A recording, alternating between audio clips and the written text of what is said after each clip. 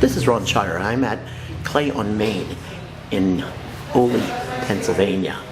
And we are at the opening of Fadi, Acre and Dolores Kirschner's exhibit in the gallery.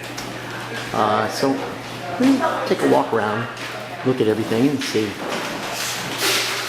how it all fits together. It's just another business, another day that's more in town. It's really good to see it. Yeah, it's really good to see it. So this is it's here, so.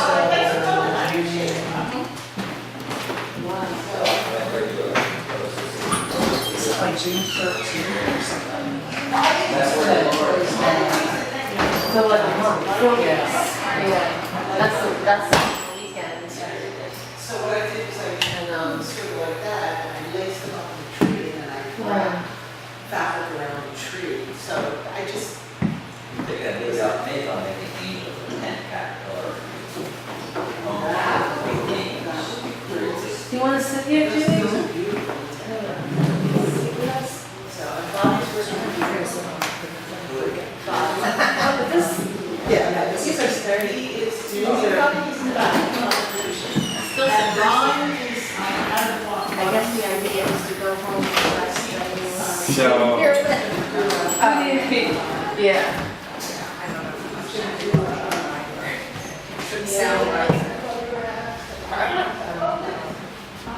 You just never know.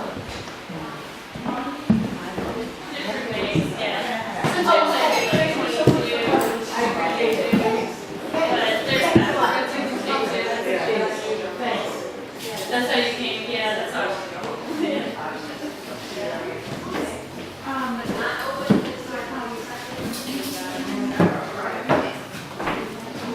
like handling. Yeah. Yeah. That's what I mean, I like to work on it.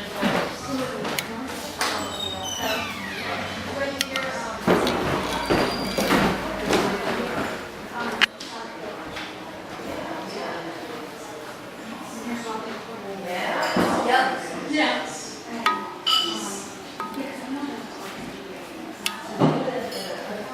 There's the artist establishment. I think it's nice.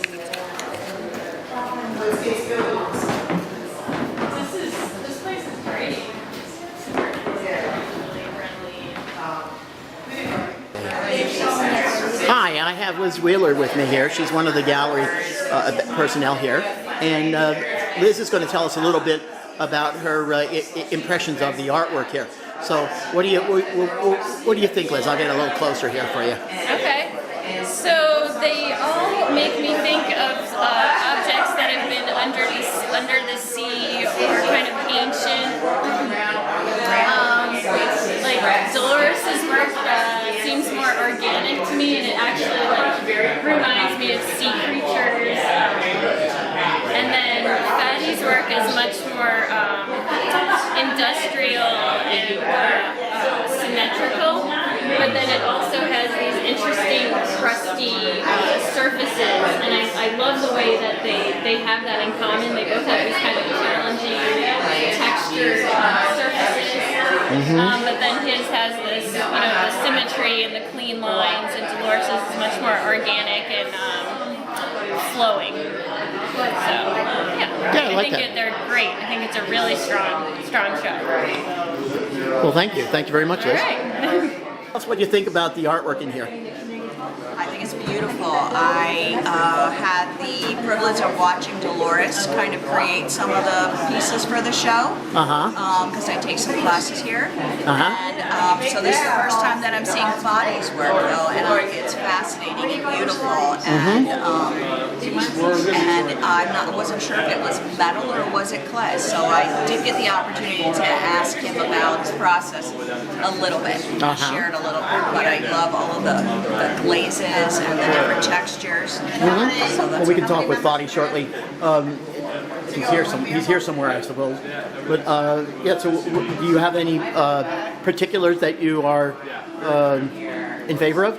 You like more? Well, it's interesting because as I just met Fadi briefly and spoke with him, I mentioned to him that the one piece that caught my eye the most out of everything, I shouldn't say the most out of everything here because there's quite a variety of differences, was the only one that's got not for sale on it. And it's this one here. It's the one that caught my eye the most. And when I went over to check the price list, it was the only one that said it wasn't for sale. Oh, that it wasn't for sale.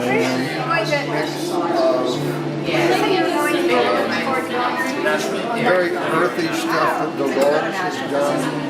The textures that she uses. When I look at Fadi's stuff, it's not symmetrical necessarily, but it seems very precise. I think it's a wonderful combination between the two. Do you think it seems more industrial, like it's more involved with Yeah. And what it does for me is it starts bringing up all these questions about how did they do this, what's it made of, how long does it take, all these other things, because it's intricate in its simplicity, if I can. That's a good way to say it, yeah. There's one called the Black Hole over there, and I've walked over to it several times to take a look at it again, because I really think that I mean to ask him how he did it. Because beyond me. I didn't ask him, no. But I will before I go. Yeah. We'll ask him too. Yeah. So anyway, thank you very much for your comments. Tell us a little bit about yourself. What about the work in the show? What's this about for you? It's a comeback show for me. I graduated in ceramics from Tyler. And I haven't done ceramics in 35 years. So about a year and a half ago, I talked to my friend Dolores, who I know for a long time, about having a show. Just so I can get back into it, pretty much. Yeah, well, you're doing pretty well, I think. So that's what happened. Well, tell us something about, say these two works, for instance. This is called Flow. Flow, okay. And it's about, where things flow and how they flow and relationships between the different. Where do you put the water? There are like 6 or liquid or whatever. Okay, so these are hollow. These are hollow. They go all the way down, and there are 6 openings or 5 openings here.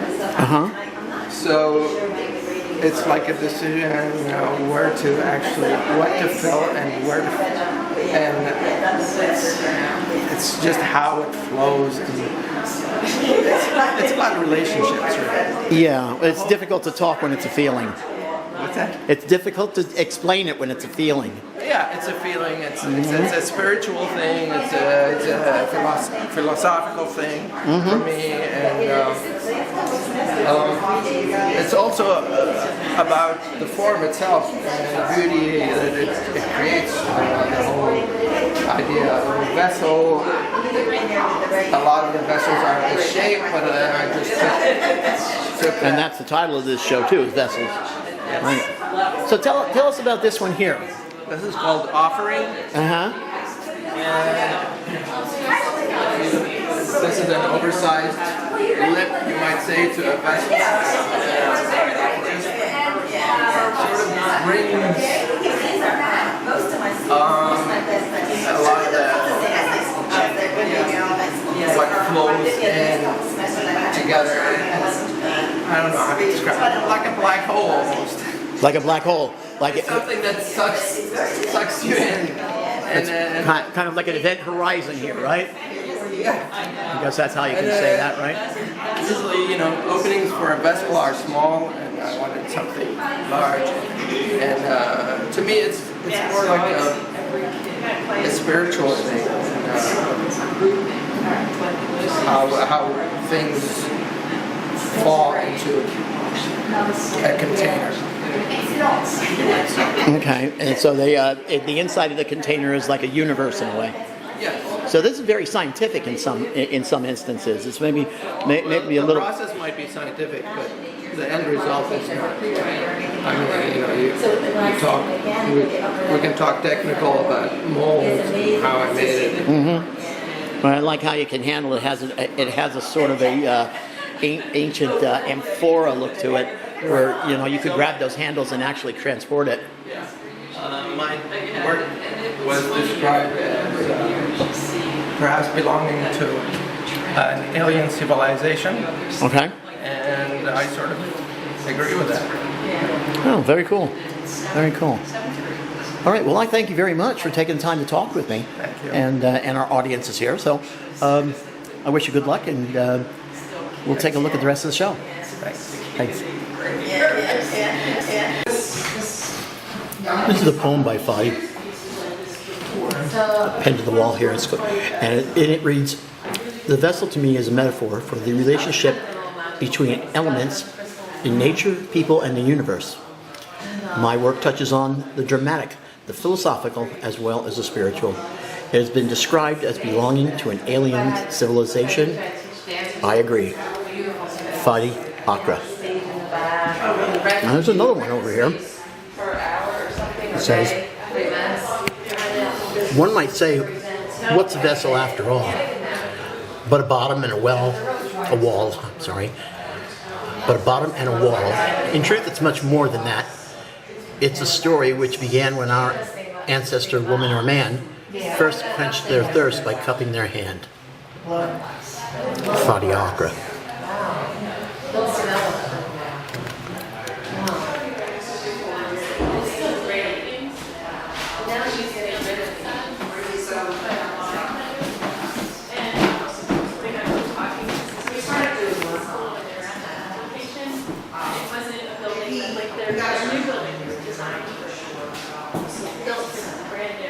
But they used to be in this other building, and they would have Disney amenities, and they had to their fly.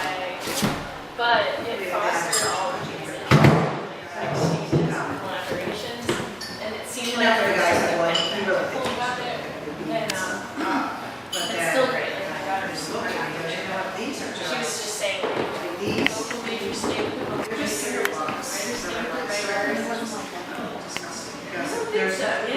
I mean, I've had students who graduated from there, and they were just like, pretty sure I didn't go to class my senior year at all. They would just like make a simple certificate outside the window of like, and they would be like, Do you have pictures of your it was like for my history class, I just like did composition. yeah, but this guy was very high achieving. Like, it's not just like, they just were able to say, oh, you're okay, because you built a practice. So, like, to sing the praises of unconventional buildings and spaces, I guess.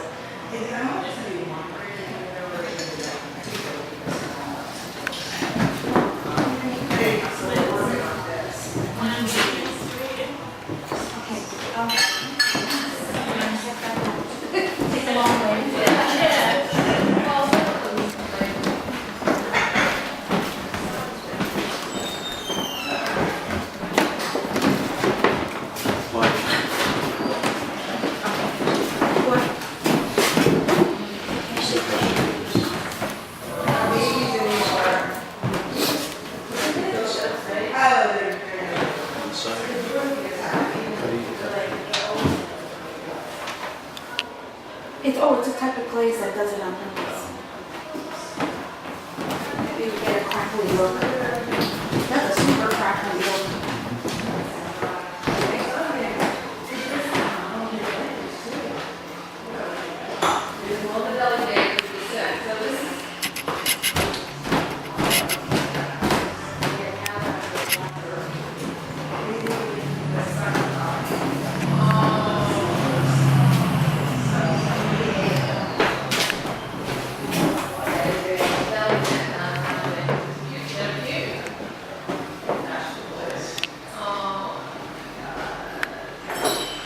And hi, Dolores.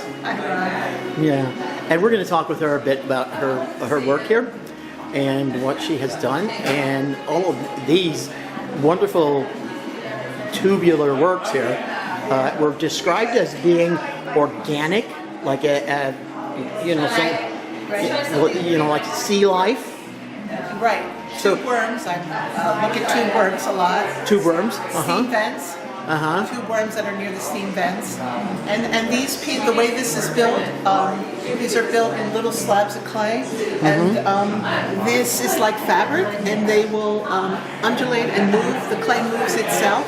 So if you wrap it, you can get these really nice forms. I use more color in these than I usually do, but I try to create some texture with this underglaze paint. They look planned, but they seem to come out as being totally unplanned. I don't think they. Well, they are kind of unplanned. They're unplanned. Yeah. I think about the color at the end. But the shape is completely random. I mean, as the clay moves itself, that's what I let it do. So that's what I let it do. So that's much of the work in here is kind of that in that realm.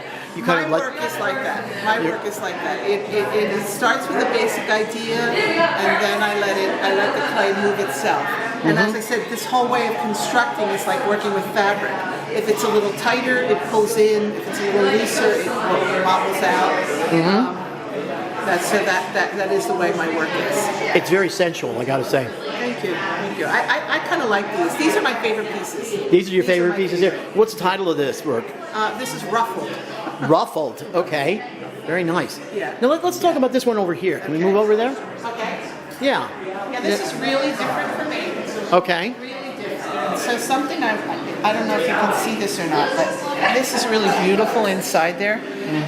These are all of the bits and pieces that, if you go to the beach, Right. and you've collected things your whole life, Right.